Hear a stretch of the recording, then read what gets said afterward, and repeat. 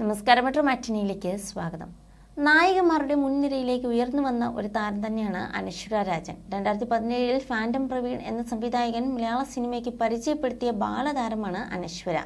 തന്റെ ആദ്യ സിനിമയായ ഉദാഹരണം സുജാതയിൽ ആതിരാകൃഷ്ണൻ എന്ന കഥാപാത്രമായി പ്രിയ നടി മഞ്ജു വാര്യർക്കൊപ്പം മികച്ച പ്രകടനം അനശ്വര കാഴ്ചവെച്ചു. പിന്നീട് 2019 തണ്ണീർമത്തൻ ദിനങ്ങളിൽ കീർത്തിയായി അഭിനയിച്ച് വീണ്ടും മലയാളികളുടെ പ്രിയപ്പെട്ടവളായി. ഇതുവരെ മലയാളത്തിലും തമിഴിലുമായി പുറത്തിറങ്ങിയത് 16 മുകളിൽ സിനിമകളാണ്. സിനിമയ്ക്കപ്പുറത്ത് വളരെ തന്റെ ഇടത്തോടെ ചോദ്യങ്ങളെ നേരിടുന്ന അനശ്വര എന്ന 21 വയസ്സുകാരിയെയും നമ്മൾ കാണാറുണ്ട്. സദാചാര പൊതുബോധ ചോദ്യങ്ങൾ ചാട്ടുള്ളി പോലെ തനിക്ക് നേരെ വന്നിരുന്ന സമയത്ത് പക്വതയുടെ അവരുടെ വായടപ്പിച്ച ശക്തിയായ പെൺകുട്ടി കൂടിയാണ് അനശ്വര. അതിന് താരത്തിന് കരുത്തു പകർന്നത് കുടുംബം തന്നെയാണ്. ഇപ്പോഴിത് അനശ്വരയെക്കുറിച്ച് താരത്തിന്റെ അമ്മ ഉഷാ രാജൻ പറഞ്ഞ കാര്യങ്ങളാണ് ശ്രദ്ധ നേടുന്നത്. അനശ്വരയുടെ പിതാവ് തങ്ങൾക്കൊപ്പം കൊച്ചിയിൽ താമസിക്കാൻ വരാത്തതിന്റെ കാരണവും മകളുടെ മോഡേൺ വസ്ത്രധാരണത്തെക്കുറിച്ചുമെല്ലാം ഉഷാ രാജൻ മനസ്സ് തുറന്നിരുന്നു.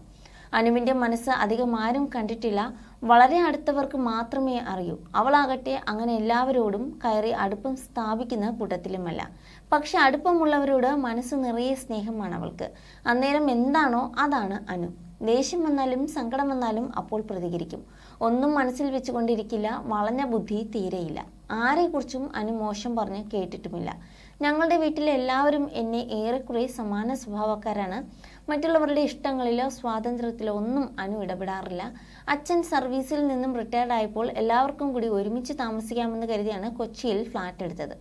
പക്ഷെ ആൾക്ക് സിറ്റി ലൈഫിലൊന്നും താല്പര്യമില്ല, പ്രത്യേകിച്ച് ഫ്ലാറ്റ് ജീവിതം.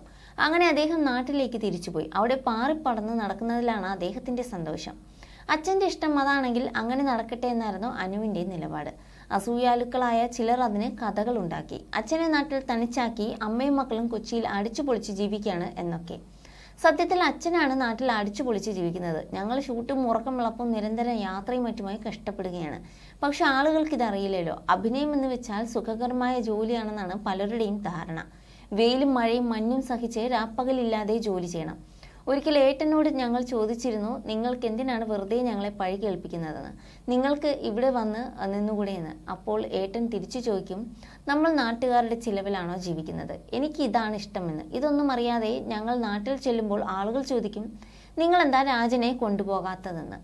ആൾക്കിവിടെ ഫ്ലാറ്റിൽ അടച്ചിട്ട പോലെ ഇരിക്കാൻ ഇഷ്ടമില്ല, ജയിലിൽ കിടക്കും പോലെയാണ് തോന്നുന്നതെന്നും ആകെ മടുപ്പാണെന്നും പറയും. പിന്നെ നിർബന്ധിക്കുന്നത് ശരിയല്ലല്ലോ. അതുപോലെ നമ്മൾ ഏത് വസ്ത്രം ധരിക്കണമെന്ന് പോലും തീരുമാനിക്കുന്നത് പലപ്പോഴും നാട്ടുകാരാണ്.